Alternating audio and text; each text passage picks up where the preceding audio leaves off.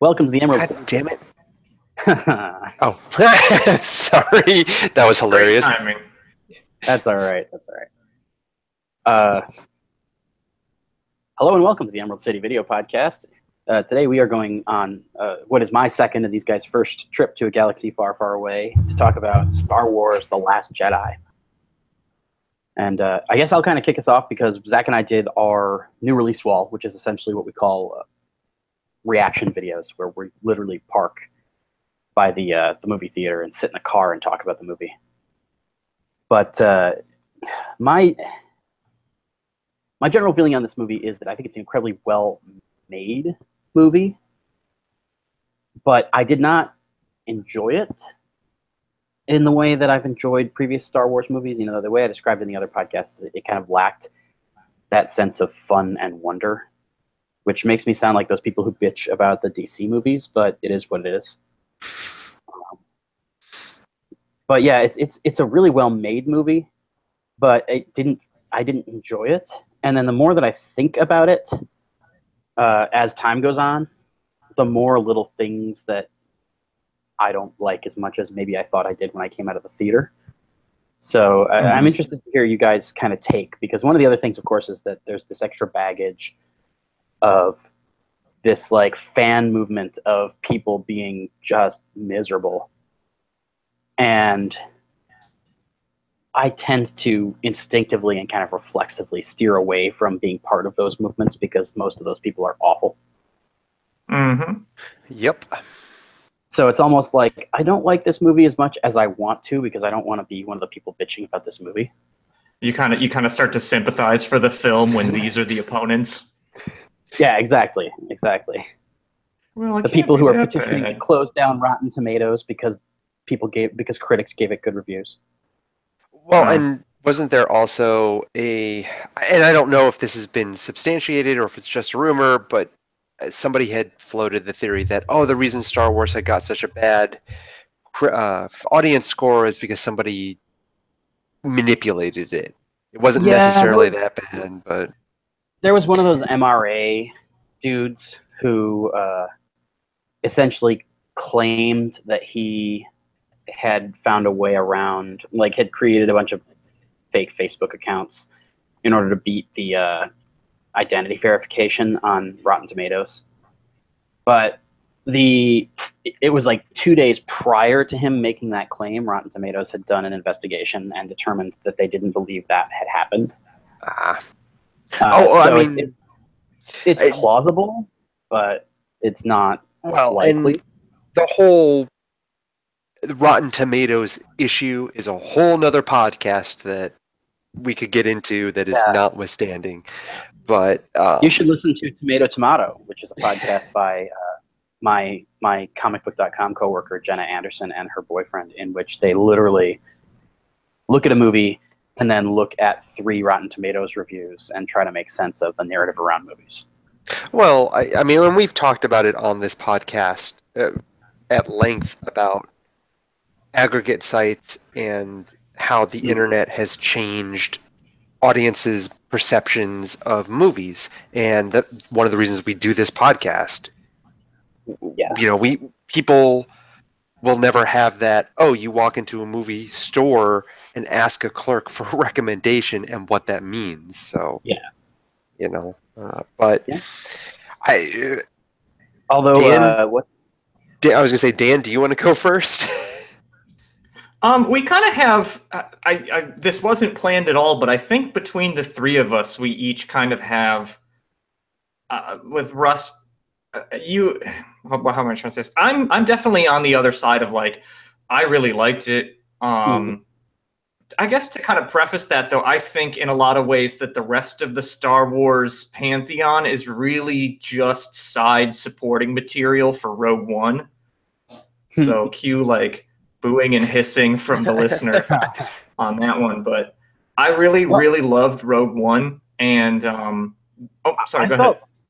I felt at the time, like I walked out of the theater and everybody, including Zach, disagreed with me, but I walked out of the theater essentially saying that I thought this movie tonally felt more like a sequel to Rogue One that happened to have Skywalkers in it than the kind of obvious next step after Last Jedi. I agree with that completely, actually. Yeah, well, looking at like the order of operations here, like there's definitely some kind of like I don't know, crossover, or like they obviously had, I think, Rogue One in mind when they made this. I just love. I understand why people don't like it, or at least my idea or why I sympathize with them is that it's not that like the good guy versus the bad guy in a battle for the premise of a galaxy far away. And I don't say that to like belittle those movies. Like movies where you have really compelling and cool absolutes like that are good. Like I do enjoy the other Star Wars movies as well, but to see a movie where like explaining that like a huge kickoff for the plot is like Luke having like moral doubts and like a failing of judgment, and like that's so like dark, and I love it. I love that like it's 2017 and Star Wars is dipping its toe further and further into this like more serious, murkier narrative. I think I mentioned to Logan at work that like this would be the Star Wars movie that like if I took my kids to, if I had them, if I took my imaginary kids to this movie, I would have to have a conversation about it with them in like the car ride home. Like there's some stuff going on in this movie and a lot of like themes of self-sacrifice and just like gloom and doom over it that like that I liked about Rogue One as well. That like there's no dancing Jar Jar Binks in this one to like keep the kids happy. Well, there's also like a bunch of laser gunfights. Like this one got real, and I love that about it. No, it absolutely did. I think the best way I can sum this up for myself, because I think I have the most moderate opinion of it. I enjoyed it, not as much as I was hoping to, because of all the things you guys have said. I mean, first and foremost, I think I'm a fanboy when it comes to Star Wars, and I'm not for most things. So the radical shift in what they did to this movie bothered me, and I hate saying that. I really hate saying that because Russ, I agree with you. I hate being in that camp. I just hate being in that camp of like, well, I didn't like it because it's not the way I wanted it to be. But I recognize it's such a good movie. I really think most of the complaints fans have of it are just wrong. I mean, I can almost explain, well, yeah, this makes sense because of this. This makes sense because of this.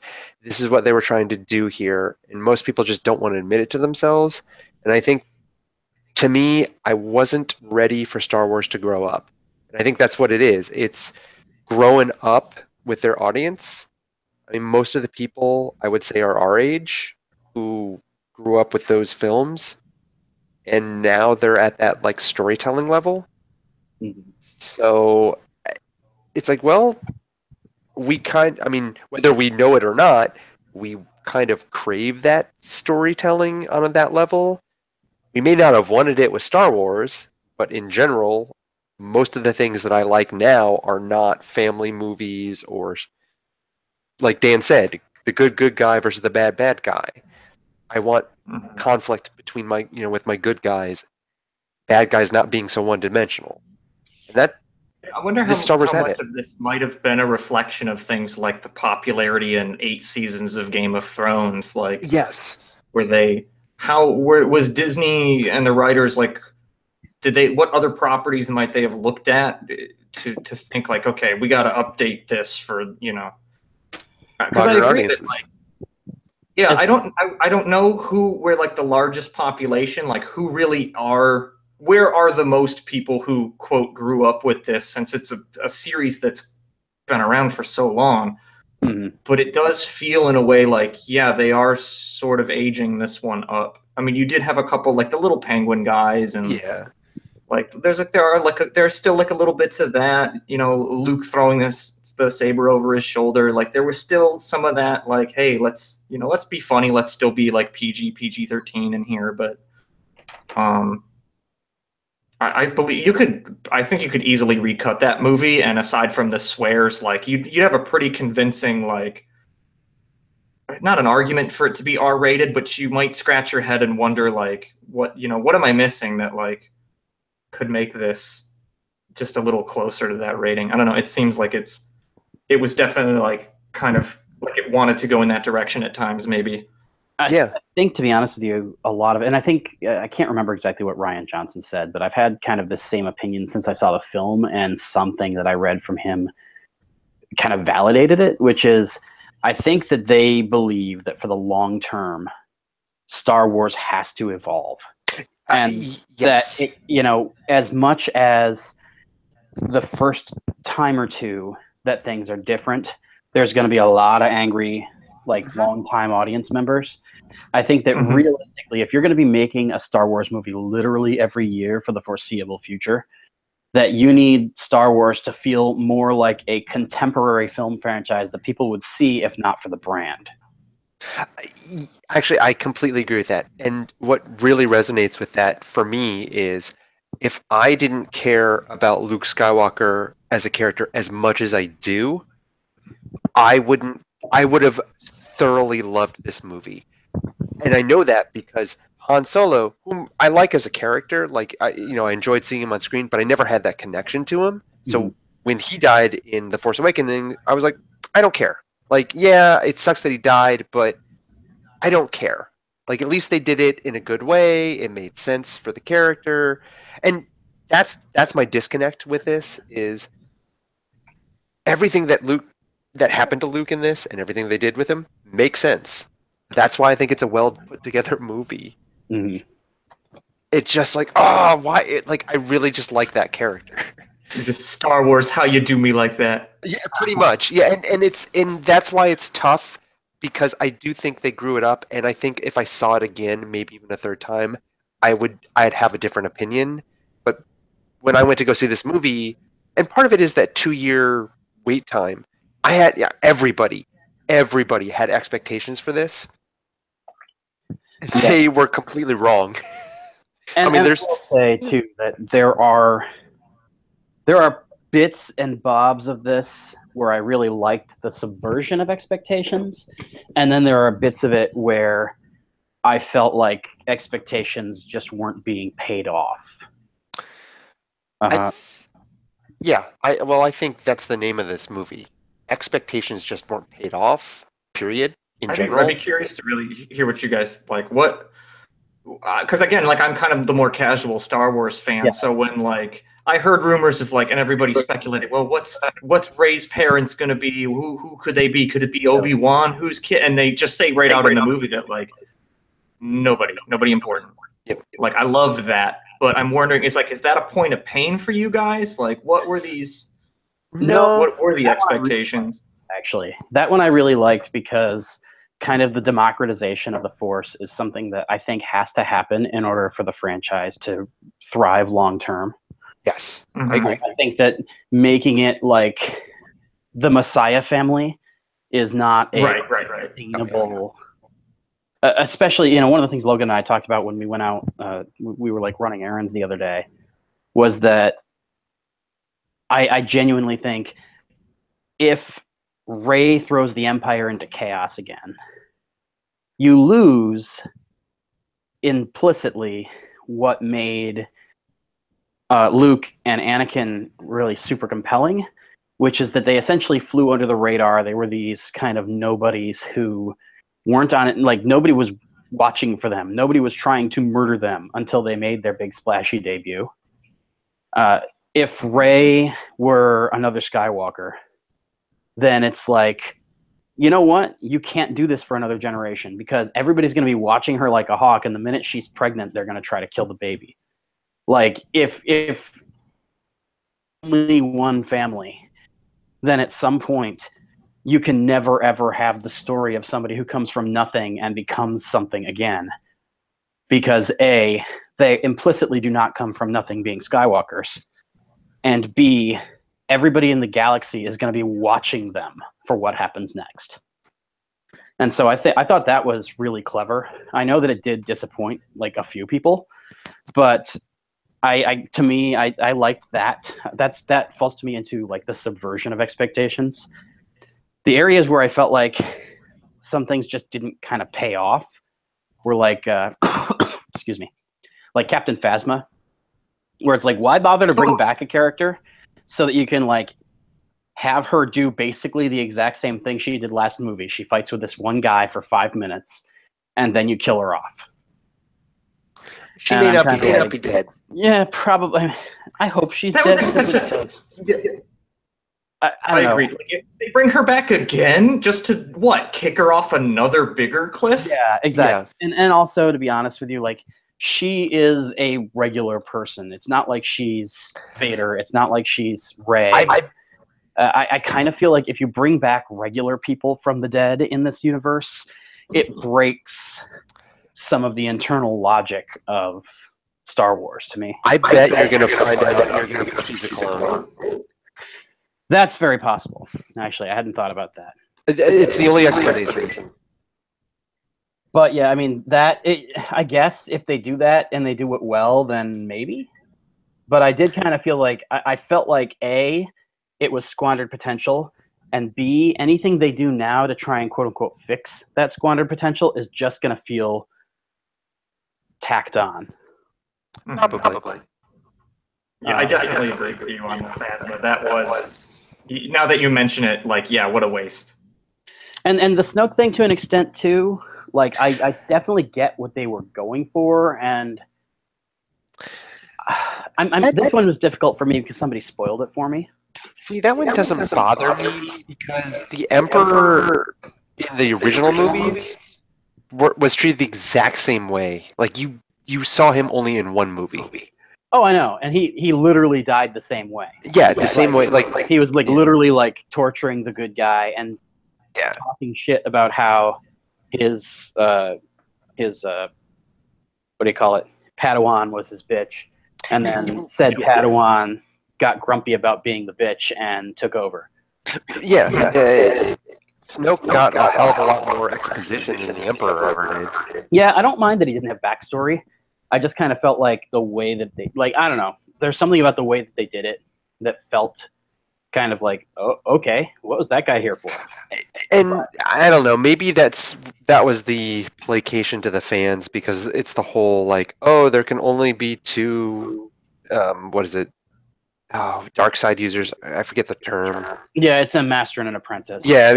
Although in this film, I think, I thought they implied that he has other apprentices. So, and I mean, the rule of two thing is one of those weird things that Star Wars fans read a lot more into than I think necessarily is in the script, and so we'll see how it plays out. But yeah, that's true.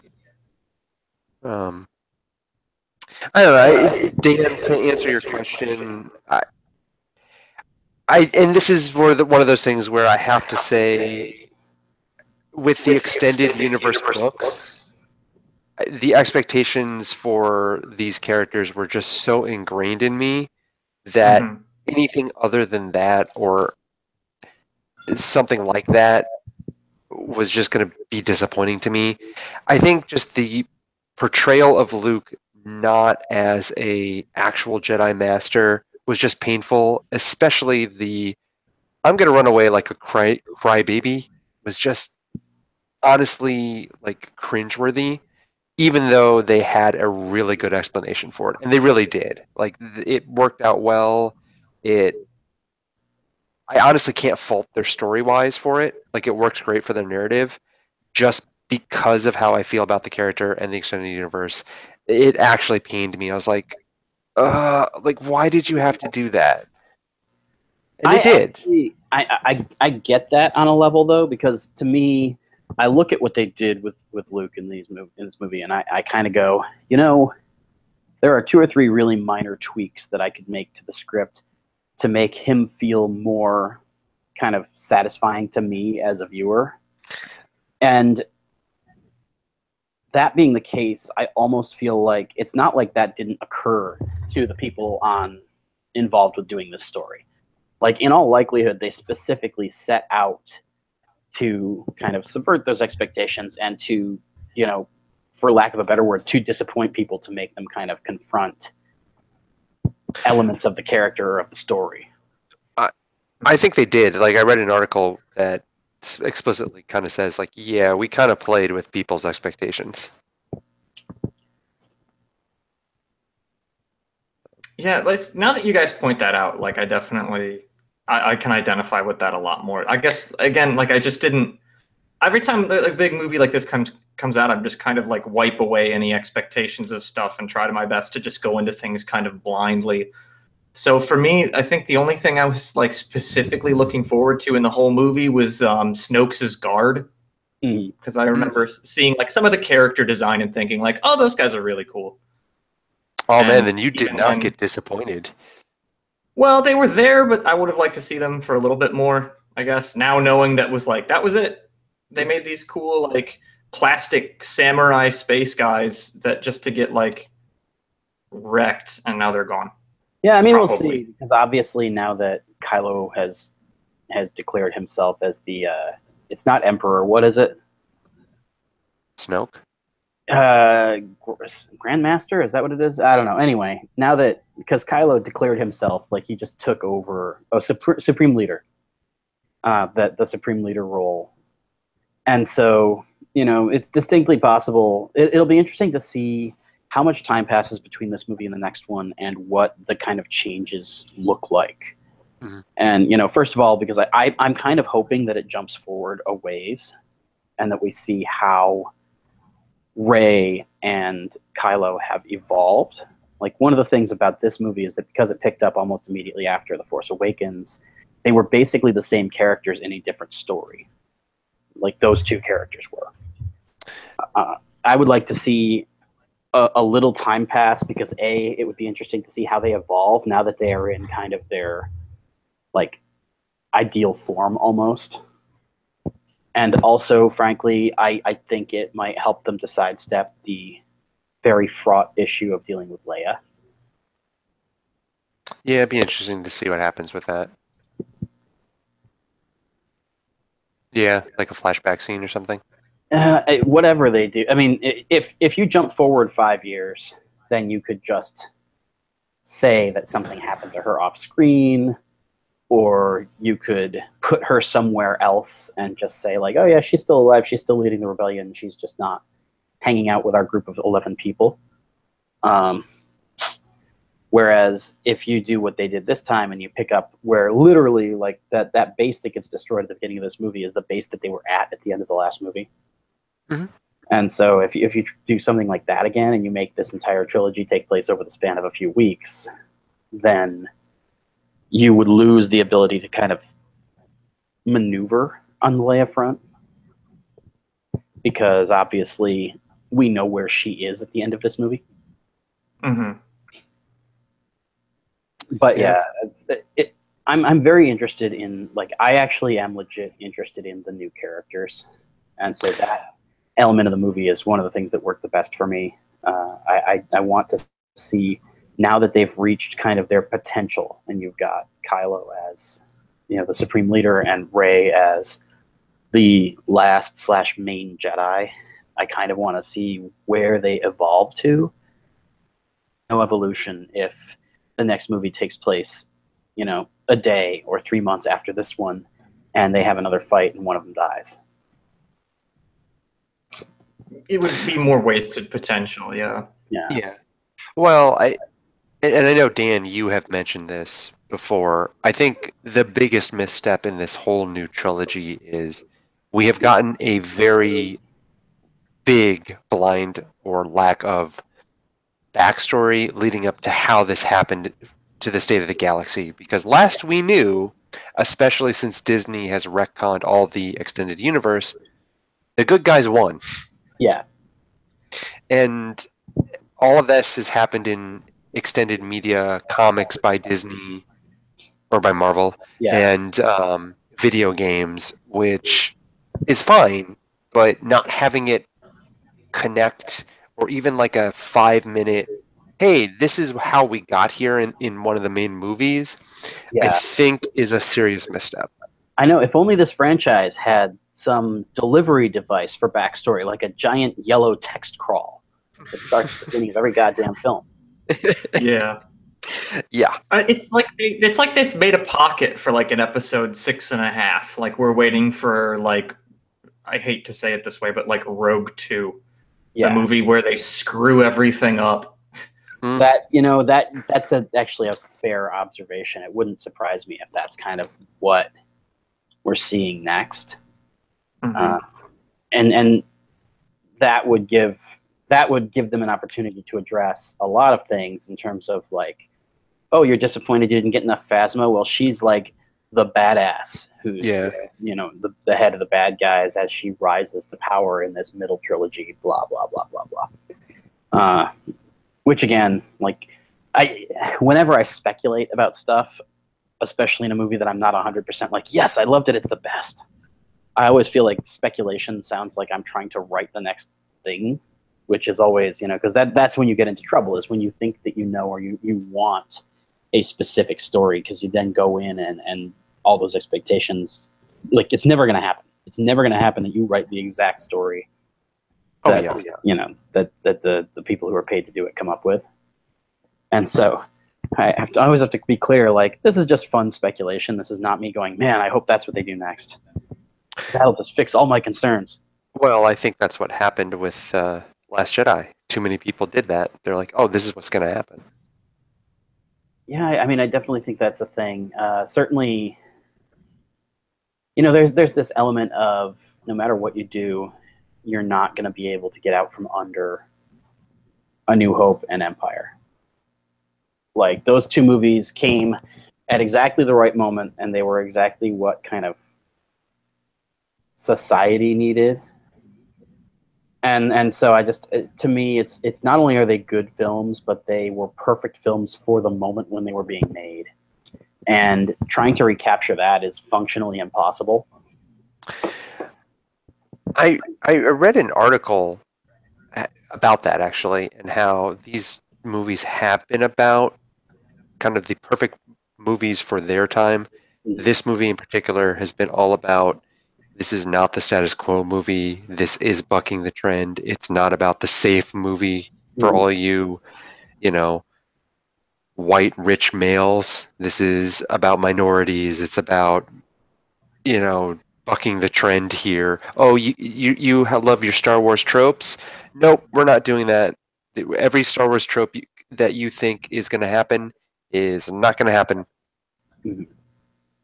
I don't know if I believe it or not, but I mean, certainly there's probably an element of that in there. I know that a lot of the people who I'm talking to for my day job now are approaching kind of our current culture and going, I feel urgently the need to comment on stuff, but I do not feel the need to urgently comment on Trump because it feels like it's just too easy. And so I suspect we'll see a lot of either coded or not so coded kind of fiction in the next few years dealing with kind of that, like those themes. But I don't know. It's.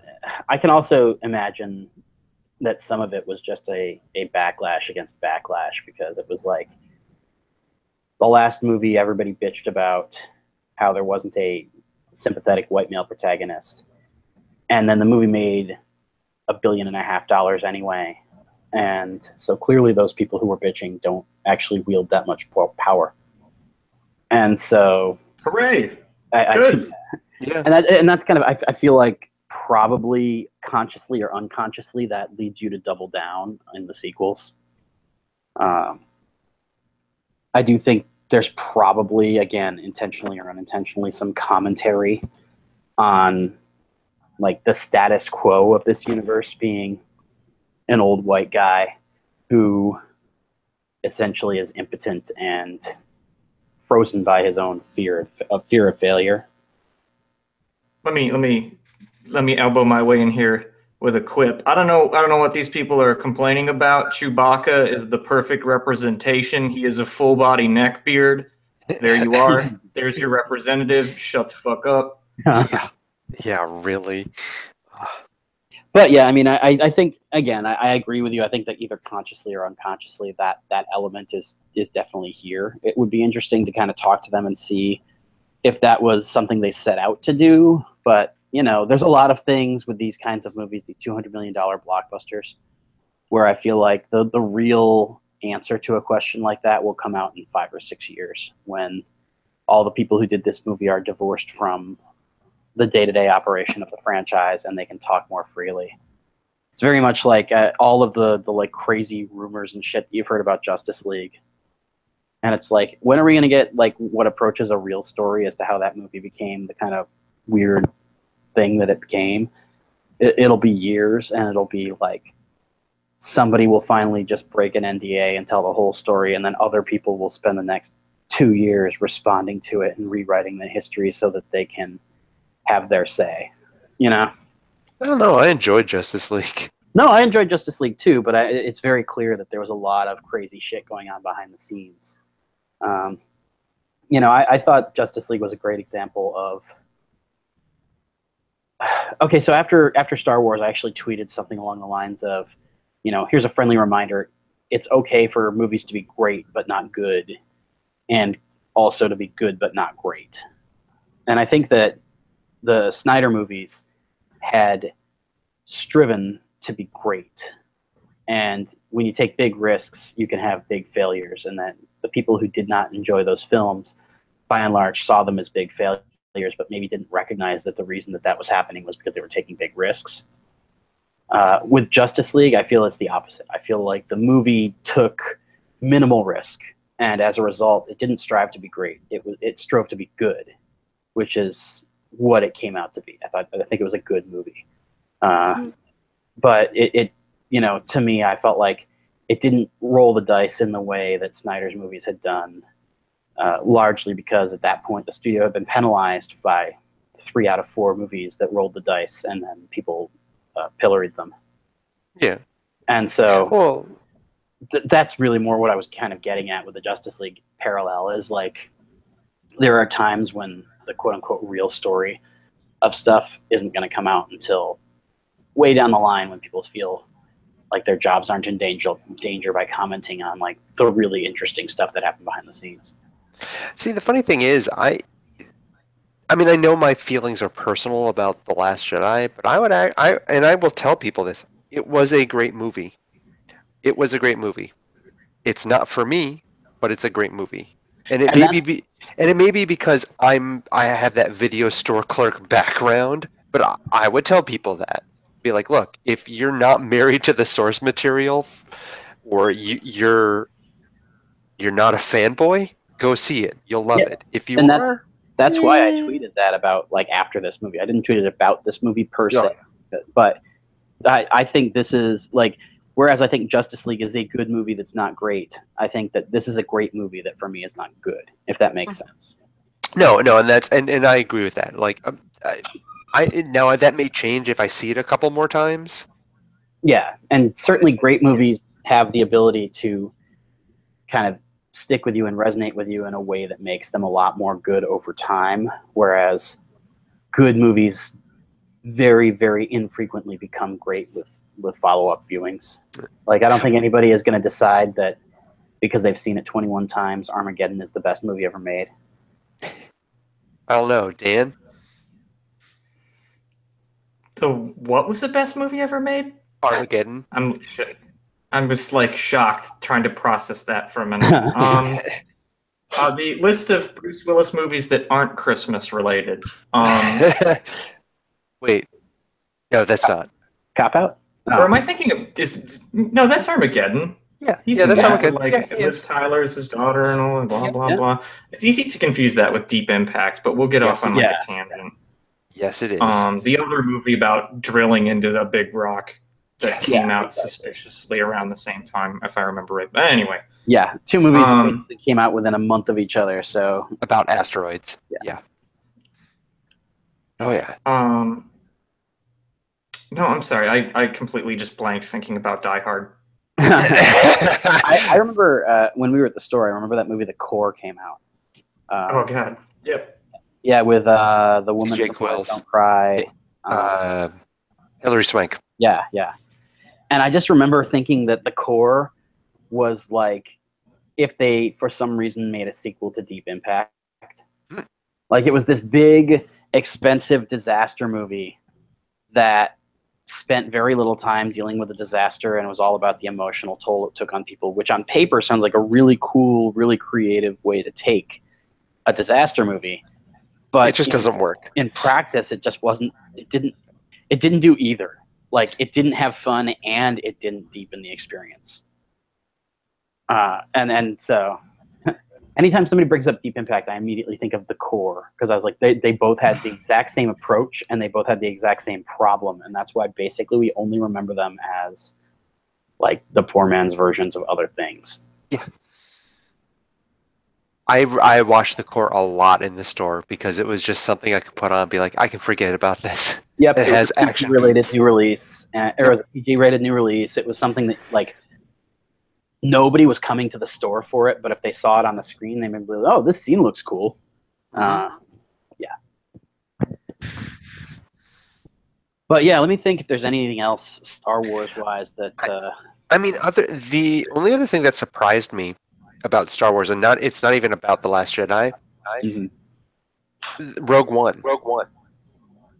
I didn't realize how many people were not a huge fan of Rogue One. Oh yeah. I talking about, because I love that movie so much. I don't like almost nothing but opposition from people. A lot of people rank it down in like their three worst Star Wars movies for some reason.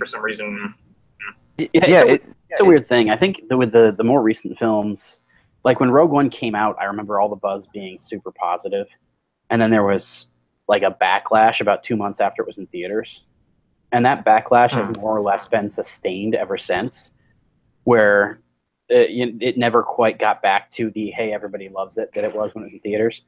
I kind of compare it to Man of Steel in that way. Like, Man of Steel was a movie that, like, there were some naysayers when it came out, but like Rotten Tomatoes score was good, audience score was good, like the buzz was generally pretty positive, and then like the backlash started coming in over a variety of elements of that movie, whether it's like the nerds getting upset they killed somebody, or whether it's like deeper structural issues that have a little more validity. I'm telling you, man, it's the space filters. Yeah, right. I don't think they have any of those on the Krypton TV show. I think we're safe. Good. But yeah, I feel like Man of Steel and Rogue One got essentially the same treatment, where the buzz was so much more positive when it came out than it ended up being like a couple of months later or once it came to video. That I think if you aren't paying super close attention, you probably thought, oh yeah, people like that movie. Look, it made a bunch of money, and I remember hearing good things. And then like way later, you'll be like, oh wait, everybody hates that? How did that happen? Yeah, that's the exact thought I had. I mean, Logan, you remember I was like screaming about the movie for hours after we saw it. Oh yeah. I love that. No, and I do too.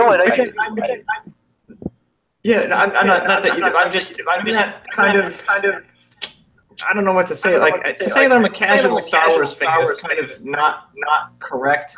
I've played all the games and the RPGs and read a bunch of like extended universe fiction and stuff.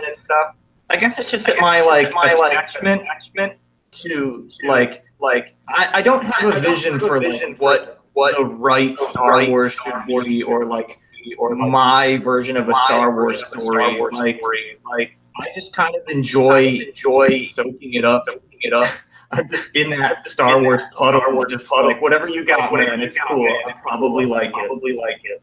Yeah. Which is, it's funny because I think that used to be the default setting with a lot of like big blockbusters, where it was just like most people went in like not thinking super deeply and just generally expecting to enjoy it. Whereas now I think there's a huge subset of the population who go into this kind of movie just knowing they're gonna hate it.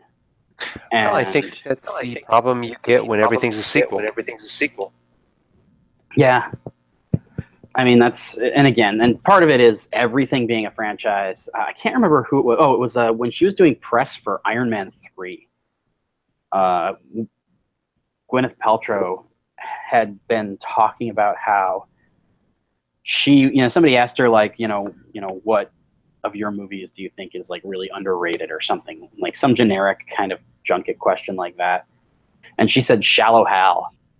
And she said movies like that don't exist anymore. Like mid-budget movies that are expensive to make but aren't blockbusters. She's like, basically we're at a stage now in Hollywood where everybody wants to either make a 10 million or less movie so that they can like Clerks it up and turn a giant profit on a micro investment, or the other side of that is they want to spend 75 million and up and try to make $1 billion movie. And I think she's oversimplifying there, but I think on the other hand that there's a lot of truth to that. Yeah. And I think that the culture of both Hollywood and fandom is such that those 75 million and up movies are incredibly bogged down by fan expectations, corporate expectations. It's very difficult to make one that's just good and entertains people and makes some money and there's no backlash from anybody. Whereas I genuinely feel like when we were at the video store, you could make like $150 million movie, and as long as it made, $400 or $500 million back, then you were in super good shape. Yeah, no, the times have changed. But and I mean, there's a lot of things behind that too. I think that when you look at something like Star Wars or Justice League, there's probably an extra $100 million being spent on like promotion and marketing that maybe wasn't part of the equation back then. But that's a whole other conversation. One thing that's cool But that yeah, I will I mean, say I is guess that one this, Oh, sorry? sorry. I was just going to say that, like, speaking of sequels, though, that, like, it was cool, like, it was Star Wars, like, it validated a lot of didn't like about Force Awakens. Like, my central complaint that they, like, fast forward these characters too fast, like, actually ended up working out. And so after having seen Last Jedi, like, my impression of Force Awakens has, like, improved a lot. And I would, like, want to watch it again. We should do that actually for I think it's not the next episode after this, but 2 more. We're going to hit number 50. And I was thinking that what we should do for 50, I've had like 3 or 4 different ideas of like fun things that we might do. But one of the things I was kicking around was like do a rewatch and some kind of additional commentary on The Force Awakens and Josie and the Pussycats, because that was our first episode. Oh boy! So maybe that's worth exploring at some point. A retrospective. This is the first time in a while, by the way, that I have not had my Josie and the Pussycats poster hanging in my office. Oh, because your company coming over, right? No, it wasn't that. It was because I shot a little video thing for Doomsday Clock. Oh. And when I went to the like Jeff Johns spotlight panel at New York Comic Con, they gave us these like 18 by 24 posters of the first 3 like variant covers to Doomsday Clock in the style of those old Watchmen ads from the 80s, where it's like black and white and it has the quote on the top. And so I hung all those in my office, and then I replaced my Josie and the Pussycats poster with a Watchmen movie poster, so that it's all tied together thematically. Nice. But I do have my pair of Josie and the Pussycats ears hanging on the wall, along with an autographed de jour CD. Yeah, Logan, how dare you imply that he would take down his Josie and the Pussycats poster in shame as company was coming over? How you doubt Russ? You're right. I am not worthy. I should not have doubted you. I should not have doubted you. Well, I mean, that's true. I spent a lot of time on the internet talking up that movie. So, it's a fun movie. Anyway, company's coming over. Time to go get this enlarged. Right? There you go. Just make it a whole wall. Yeah. Yeah. One thing that we had not talked about at all that I kind of wanted to touch on was the casino subplot. Oh yes. like it was such an odd. And again, this falls into the category, I think, of trying to subvert familiar Star Wars tropes, because there's always a side mission to get a MacGuffin, and then that's what helps save the day. Whereas in this one, there's like the side mission to get the MacGuffin, and it fails, and those people have to be rescued, and it totally throws off everything. It does more than fail. And it actually fucks everything up. Yeah. Yeah, and I've seen a lot of people who want to say that like this is like an examination of like toxic masculinity, or this is a deconstruction of the Han Solo archetype, and the idea that Oscar Isaac's character, the original trilogy, he would have been the guy who was right in that situation instead of the guy who fucked it all up. I think, again, that falls into the category of maybe those are unconscious choices. I don't necessarily think that anybody set out to do that, but hey, maybe I'm wrong. I don't think it was. I think it was a conscious choice. I think it was a conscious choice. Just not in the way that it was supposed to be a commentary on male toxicity. Just, hey, this is the Star Wars trope of the Han Solo character is right, and he's going to save the day. Mm-hmm.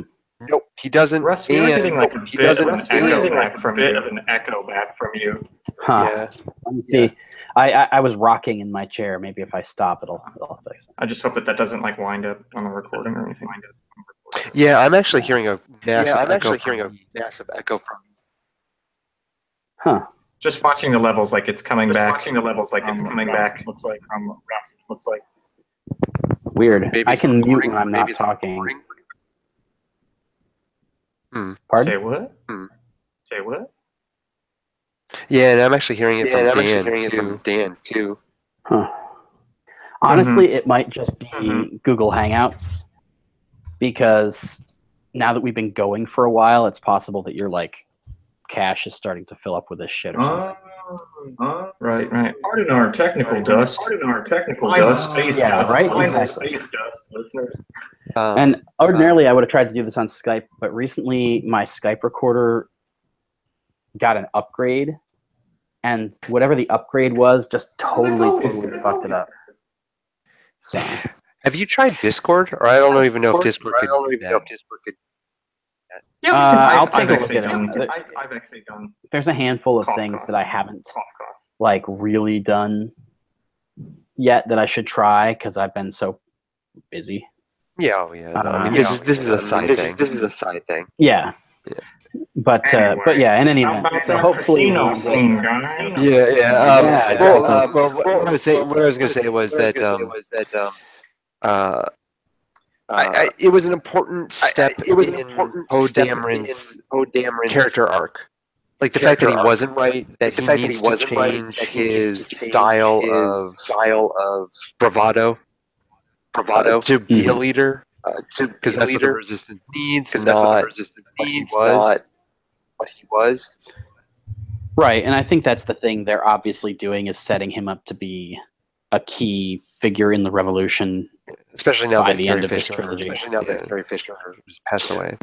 Yeah, although I mean, I'm pretty sure that her death had basically nothing to do with the way this film was cut together. No, because there are elements in here, like that scene where you essentially see her die on screen, and then she like forces herself back to life. I feel like if they were gonna adjust anything to accommodate for her death, they would have removed that, because it was just kind of off. But only because the actress passed away. Yeah, no, absolutely. It wasn't a narrative problem. It was literally like a weird, like meta text problem of like watching it and going like, "Oh, is this how they're going to get rid of Carrie Fisher?" Yeah. Yeah, I feel bad. I did the exact same. Yeah, I mean, I think it's inevitable, like, because you're intellectually, that that's a problem they're going to have to address, and it's one of those things where I'm both glad that they said we're going to leave the movie as is and we'll deal with that problem down the line. And also it makes me super nervous about how they're going to do it, because obviously now it means that they have to handle it in a movie where they have no footage of her. And they've even stated they're not going to use CGI. Yeah, so it'll be interesting to see. It's really hard to do a good job of writing a character that important out off screen. But I do understand, like, they're very, very limited by the kind of constraints of what is plausible and also what fans will accept. Because I think there's a difference between subverting fan expectations and storytelling and something like messing with the way that they write out Leia, which would feel like a betrayal, I think, on a visceral level. Well, and Dan, you and I talked a little bit about how this casino scene had a major misstep, right? Well, yeah. I mean, I think we both agree that this would have been a great opportunity to just slip like a Lando cameo in somewhere. Yeah, that was an odd choice that they didn't, because I kind of felt like the thing with the Codebreaker even really lends itself to that, because it's like he doesn't even have a line. They don't have to go bother him. Like, all he's doing is enjoying life. And if the reason that you don't have Lando is because Billy D. Williams is having, hip problems and all this kind of stuff, and he realistically can't do the action, it's like that would have been a really opportune place to slip the character in, just to be like, hey, yeah, he exists. Good for you guys. Yeah. Well, and I'm almost positive every single person, when they said Codebreaker, thought Lando Calrissian. Mm-hmm. It almost makes me wonder if he was removed because Solo is the next movie we're going to see, and they've got some kind of grander Lando plan. I don't know. I've heard rumors that movie is not expected to do well. Yeah, I mean, I think that movie is going to get the Justice League treatment in terms of the media narrative around the movie is all about the kind of mess behind the scenes.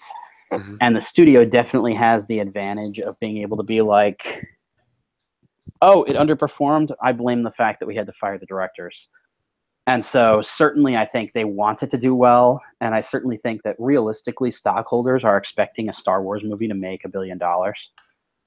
But I also think if the movie underperforms, as long as it's not like a catastrophic embarrassment, I think that the Star Wars kind of wider universe will continue to roll along unperturbed by it, because they can kind of blame the stuff that we all know happened, which is all anybody's going to be talking about in the run-up to the movie anyway. True. So, yeah, I mean, I do think that realistically, I mean, the Star Wars saga, or no, Star Wars story movies, I kind of feel like I'm curious as to whether we're going to start seeing the story movies play into the saga movies in a way, in terms of, okay, Rogue One, we know where it fits in. This Solo thing, what's the hook? Like, is there going to be some kind of like tie to the old movies that we didn't know about, and or is there going to be a tie to whatever's going on with Lando now that will pay off in Episode 9 or beyond? And so that's really all I was saying about the Lando thing, is that, like, I could totally see them trying to set that up. Although I do kind of like the idea of having these kind of world-building movies that exist outside of the context of the main movies and don't necessarily have to serve as a jumping-off point for sequels. Mm-hmm. I don't know. It feels to me a little bit like the Elseworlds movies that DC was ostensibly working on, and God knows if any of those will come out or not, because there's like 28 movies in development at Warner Brothers right now. But the movies that would be like, oh yeah, we're going to do a Joker story, and it's not going to have anything to do with Jared Leto, and it's not going to have anything to do with any of the movies that exist right now. It's just like, we had a cool Joker story, so let's make a movie. No. And so I kind of like as much as that's going to confuse casual moviegoers in the same way that things like Rogue One, I think, will confuse casual moviegoers a little bit.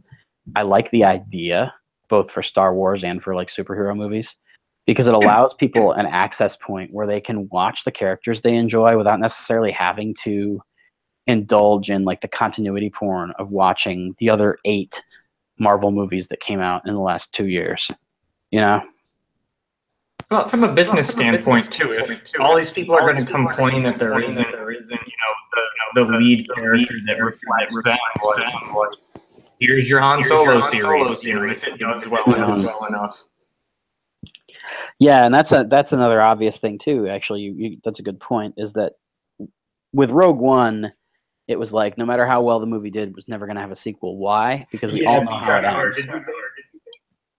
Whereas with Han, it's like we know he's not going to die in that movie because we know when he dies. True. Look like Alden Ehrenreich at that point. So. I mean, I'll see it. My only thing with the casino subplot is that it felt like in a movie that was already long and already crowded, that there was a lot of kind of filler in the casino subplot that didn't necessarily need to be there. But on the other hand, there was also a fair amount of plot that happened in the casino subplot, and I feel like had they chopped some of the extraneous fluff in order to get down to the meat of that story, it would have felt really abrupt, and it would have not felt like a Star Wars movie because it like you would have sacrificed all of your world building and all of your character stuff for plots, and it would have been like that episode of the Clerks cartoon where they were just like, wow, that last scene went by fast. Well, Dan and I were talking about this. We thought it was actually really well-paced movie. No, and that's, I think it was a well-paced movie, but I think that part of the reason it was paced well is that objectively, if you look at that subplot, it's like there's all this stuff that doesn't really need to be there, but it's there explicitly for pacing. Yeah, and it worked well. But I do see why like the people who either didn't like the movie or who are like just looking for something to complain about, or you know, people like me who just, even if I like a movie, I'll dissect the shit out of it and go listen to the new release wall we did for Spider-Man Homecoming, where I basically did nothing but bag on a movie for an hour and then be like, yeah, 4 stars out of 5. But I think that it's easy to see kind of, it's easy to look at that sequence and be like, wow, that was a little bloated and overly complicated. But like, if you put a gun to my head, I couldn't tell you what could be cut without materially damaging the rest of the movie. The casino scene does give us a little glimpse of continuity for how the hell did we get here? And just that little bit of commentary that like, hey, all these rich guys who sell guns to everyone are like the real people who rule the galaxy, blah blah blah. And that's like the closest thing that if I squint at, I can kind of piece together in my head. Okay, well maybe the rebellion worked and won, but then the military industry that we are now seeing here doing all this, just wouldn't let it happen. Okay, like I'm being really generous because I just that explanation so bad, and this is the closest thing I think that satisfies that for me. I do think that part of it is after Rogue One. I think that I think that both Rogue One and Last Jedi reflect our evolving understanding of war. In terms of war is not black and white. No, I think that the evolving understanding of war in the Star Wars universe mirrors our evolving understanding of war in the real world.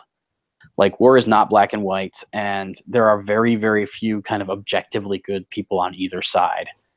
And I think that they're kind of playing with that theme a little bit, that like, I'm sorry, even if you're Leia, you don't get to be the admiral of like a galactic military force without making some questionable, difficult decisions, you know? Yeah. And so I think that that's kind of what was playing itself out in the casino thing. I hope that that's a theme that gets explored a little more, because it was definitely present in Rogue One. And it would be a shame to A, see it dropped, and also B, frankly, it would be a shame if the only point of the like 20 minutes that we spent on the casino subplot was like, oh, look, there's people who are force sensitive who aren't Skywalkers. Because I kind of feel like, as cool as it was, like the visual of that kid taking his inspiration from the Jedis and blah, blah, blah, blah, blah, I felt like narratively it wasn't needed because we already had the revelation that you don't have to be a Skywalker with the fact that Rey was nobody. Oh, but see, I thought that was a super important revelation because it wasn't about you don't need to be a Skywalker. It's that it's spreading the Jedi teachings is wrong, but it's spreading that spark of rebellion. Yeah. In addition, the Jedi teachings, I guess, or sensitives, whatever you want to call it. No, and I do get that. I just felt like, and again, I'm not saying that I would have cut it at all. I'm just saying that if that were the only point of the whole casino bit was to kind of show the kid / the themes that we're talking about, it's like, okay, those are themes that could have been revealed or explored or exploited in other ways, and giving us a whole subplot just to tack it on at the end would have been weird. So I'm really hoping I disagree. I think if it had been tacked on some other way, it would have felt hokey and stupid. But that's just my opinion. Again, I'm not even saying that I don't like it. I'm just saying that I hope that the other themes that are present in that sequence continue to be important to the franchise, because I don't think that just that theme, as much as I like it, would have justified a whole 20-minute, Well, there is potential because the Benicio del Toro character, as far as I know, is not on board when that thing happened. Yeah, he's not explicitly on board anyway. I believe that they said that his reward for helping the Empire was that they were going to give him the ship that they stole in the casino world. Right. Well, it's just implied that he's right. Yeah. Speaking of which, it's Star Wars, so there are certain, like, as much as like, oh yeah, the Gwendolyn Christie character, I feel like, okay, we basically saw her die. Even if we didn't see her die, we basically did. So I kind of feel like there's no, like, it would hurt the narrative in some way if she came back. The Benicio del Toro character, I think the working assumption has to be, of course, we're going to see him again. Oh, yeah. Because, like, in no way, shape, or form did we see him die. And, like, the idea of him being off screen in that way is basically the same as, like, if Boba Fett were off screen in that way, like, you wouldn't expect him to just be assumed to be dead. I mean, they Wilhelm scream chucked Boba Fett down a hole, and he came back in the fiction. There you go, exactly. And they, I mean, the extended universe is always fun. Actually, that's a good question, because I don't do the expanded, like, whatever fiction very much. Have in the post Disney era, have they brought Boba Fett back yet? I don't know. I mean, it's one of those things. I think I remember seeing him in a Marvel comic, but those Marvel comics, like, he showed up in the Darth Vader miniseries, but that's pre-Sarlacc death. Yeah. I'm not even sure. That's a really, like, that's one of those things that I'm curious about. And certainly, like, that's the other thing. Like, anytime when we say, oh, this was underdeveloped or this was whatever, that just leaves opportunity either for future movies or for comics and books and whatever else. To me personally, and this is going to sound funny since comics are basically my lifebread, but I don't, if it's Star Wars and your main delivery device is these feature films, I, as a casual viewer, really don't care what happens in the comics or on the Clone Wars or whatever. Like, if it's not explained in the movies and if it's not present in the movies, then it didn't happen to me. You would have thought they would have learned this lesson in episode 2 and 3 when they introduced General Grievous in the Clone Wars miniseries, and everybody was like, "What the fuck? Who is this guy?" Yeah. Yeah, so I mean, and again, like these are all kind of fairly small things. I really think that the movie was by and large really well put together. There are, and I can't even think of a good example right. Oh, actually, I'll tell you the one thing. Like, and Logan, you and I talked about this. There are a couple things that kind of where I'm like, oh yeah, that's right. It's not quite as perfect as I thought it was. The Maz Kanata cameo seems kind of out of nowhere to me. It's like they're just using this like video game cut footage of like a weird hologram of her, and she like her entire role is to point them to the code breaker, which I feel like literally anybody could have done. And also, since she was friends with Han, who the hell sent them to Maz in the first place, and blah blah blah blah. And these are all very small like things that could be explained away with one line of dialogue, like, oh, she's well known to Leia. Done. But it was kind of like when my criticism is like it didn't always feel quite right, but I thought it was really well executed.